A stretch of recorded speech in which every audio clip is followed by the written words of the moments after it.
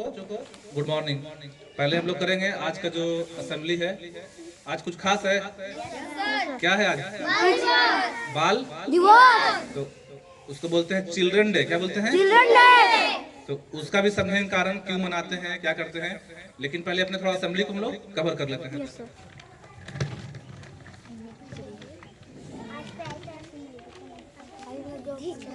देखिए, आज है 14 नवंबर 2025।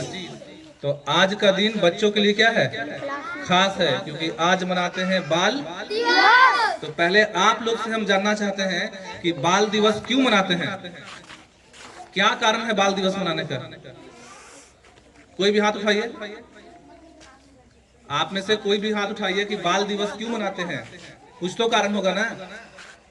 आखिर 14 नवंबर ही क्यों चुने, 15 क्यों नहीं चुने, 14 दिसंबर क्यों नहीं चुने। कुछ तो वजह होगा। पता है किसी को? किसी को ही पता है?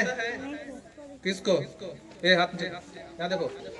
14 नवंबर को भारत में बाल दिवस मनाया जाता है। एक वर्ड गौर करना, क्या बोला गया है?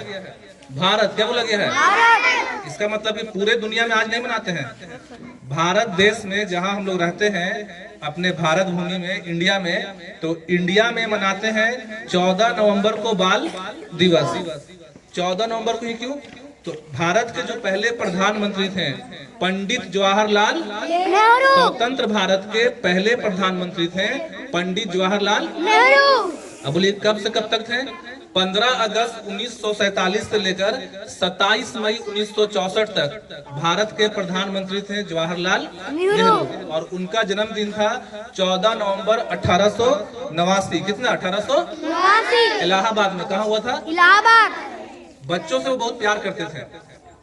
जो जवाहरलाल नेहरू थे, छोटे बच्चों से बहुत क्या करते थे? प्यार करते थे। वो लीडर भी थे।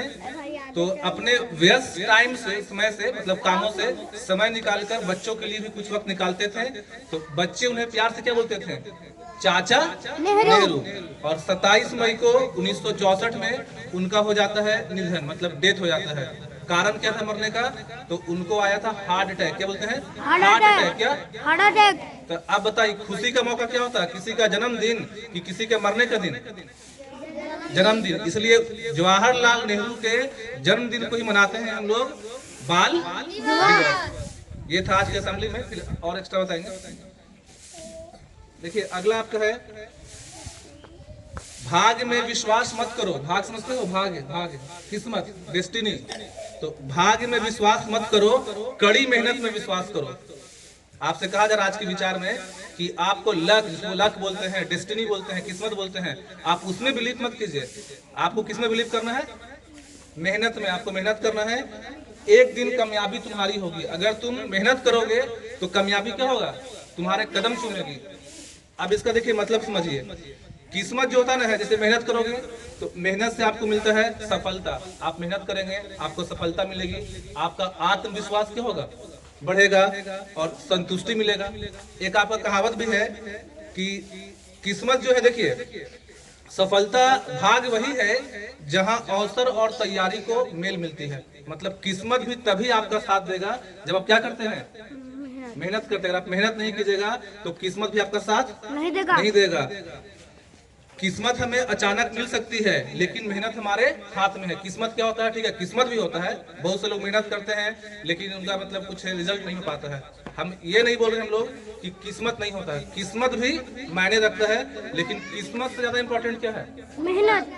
मेहनत करोगे तो किस्मत तुम्हारे घर तक, तुम्हारे दरवाजे तक चल के आएगा। किस्मत, जो लोग मेहनत करते हैं ना, है तो किस्मत उनका क्या करता है? साथ देता है। मतलब तुम्हारे घर तक चल के आगे करके। तो मेहनत करने वाले व्यक्ति के लिए किस्मत जो है दरवाजा खोल देती है। जो मेहनत करते हैं उन्हीं का किस्मत क्या देती है? साथ देती है। अगला आपका है आज का समान ज्ञान। जल को वाष्प में बदलने की प्रक्रिया को क्या कहते हैं? जल बोलते हैं पानी को। तो पानी जो बदलता है वाष्प में, वाष्प समझते हो?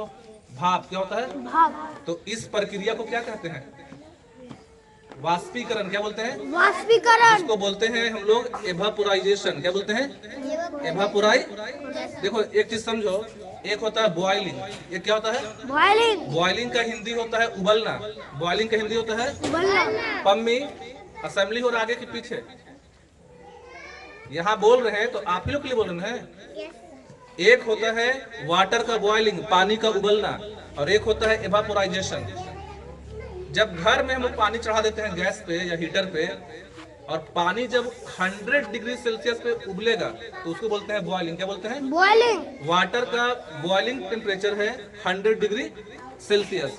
अब वो ऊंचाई के हिसाब से चेंज होता है, मतलब जाएंगे माउंटेन वाले इलाके में वहाँ कुछ और होगा। सिंपल समझो कि सी लेवल पे जहाँ तुम रहते हो अपने हिसाब से 4-5 के लेवल से कि पानी जो है कितना डिग्री सेल्सियस पे बॉइल होता है। कितना? 100 डिग्री। क्या बोलेंगे? 100 डिग्री। 100 डिग्री क्या? 100 डिग्री सेल्सियस। 100 degree Celsius. देखिए टेम्परेचर नापने का जो है बहुत सा होता है यूनिट। सेल्सियस है, केल्विन है, फारेनहाइट है, रैंकिन है, र्यूमर है, 17-20 तरह का होता है। 5 मेन होता है। आपको खाली याद करना है मेन सेल्सियस। क्या करना है? कोई भी पूछा आपसे पानी जो है कितना डिग्री पे होता है, ध्यान से सुनो, काम देगा। पानी कितना डिग्री पे होता है बॉइल? 100 डिग्री। क्या? 100 डिग्री सेल्सियस। 100 degree Celsius. अब अभी धूप है कि नहीं है? थोड़ा हल्का हल्का यस सर। है। दोपहर में धूप क्या होगा? कड़ा कड़ा हो जाएगा, बढ़ जाएगा। Yes sir. शाम में थोड़ा कम हो जाएगा। Yes sir. तो जब सूर्य का रोशनी पड़ता है पानी पे, जब सूरज का रोशनी पड़ता है किस पे? पानी पे। सूर्य की गर्मी से जो है पानी किस में बदलता है? वाष्प में। किस में? तो इसको बोलते हैं हम लोग वाष्पीकरण। मतलब वाष्पीकरण जो है हर वक्त होता है। वाष्पीकरण के लिए जरूरी नहीं है कि 100 डिग्री सेल्सियस हो, ये जरूरी नहीं है। वाष्पीकरण जो है वो हर टेम्परेचर पे होगा। तो आपसे केवल पूछा है कि जब जल बदलता है किसमें? वाष्प में, इसमें क्या बोलते हैं? वाष्पी। तो वाष्पीकरण और बॉइलिंग मतलब उबलना दोनों एक ही चीज है? नहीं, दोनों क्या है? अलग अलग। अलग अलग। वाष्पीकरण हर वक्त होता है, अभी भी हो रहा है। वाष्पीकरण रात में भी होगा, वाष्पीकरण दोपहर में भी होगा, लेकिन सबसे ज्यादा वाष्पीकरण कब होगा? दोपहर में। कब होगा? दोपहर। अगला क्वेश्चन है, विटामिन डी की कमी से कौन सा रोग होता है? एक विटामिन डी, जैसे धूप में खड़ी है आराधना, आपका आराध्या शंकर, बबली, तो ये लोग को मिल रहा है सूर्य का रोशनी। तो सूरज की रोशनी में होता है विटामिन डी। और विटामिन डी अगर आपको नहीं मिलेगा, अगर आप सुबह के समय थोड़ा बहुत 10-15 मिनट भी धूप में नहीं बैठते हैं, तो आपके शरीर में विटामिन डी का कमी हो जाएगा। और विटामिन डी की कमी से होता है बीमारी रिकेट्स। क्या बोलते हैं? रिकेट्स। इसमें जो बच्चों का हड्डी होता है, छोटे बच्चों को खास करके, वो नरम और कमजोर हो जाएगा। इसलिए धूप में भी रहना क्या थोड़ा देर जरूरी है। धूप में भी रहना क्या होता है? जरूरी है। विटामिन डी की कमी से कौन सा रोग होता है? रिकेट्स। कौन सा? रिकेट्स। और रोज जो है देखिए कराते हैं चेतना सत्र। इसमें ये जो है राज्य शिक्षा शोध एवं प्रशिक्षण परिषद बिहार पटना द्वारा। तो सैटरडे को क्यूज रखेंगे, जितना पढ़ाते हैं हर दिन असेंबली में, मंडे से फ्राइडे जो पढ़ाएंगे उसका सैटरडे को क्या रखेंगे? क्यूज। और जो उसमें सारा बताएगा उसको इनाम भी देंगे। जो बच्चा सारा बता देगा क्वेश्चन 5 दिन का, इसलिए आपको इससे सीखना है। आज दिया है इसमें इंग्लिश में सिनोनिम्स। क्या है? सिनोनिम। कल पढ़े थे हम लोग, क्या था? एंटोनिम्स। क्या था? एंटोनिम्स। आज है सिनोनिम्स। सिनोनिम्स का हिंदी होता है समानार्थी शब्द, जिसको बोलते हैं हम लोग। समानार्थी शब्द का मतलब होता है पर्यायवाची। क्या होता है? पर्यायवाची। मतलब दोनों का मतलब सेम ही होता है। तो जैसे कट, CUT, कट। कट मतलब काटना। सही बोल रहा है। काटना क्या होता है? काटना। तो स्लाइस का मतलब भी होता है काटना। जैसे सलाद वगैरह का हम लोग खीरा का स्लाइस काटते हैं, आइसक्रीम का स्लाइस काटते हैं। तो कट मतलब काटना, और SLICE स्लाइस मतलब क्या होता है?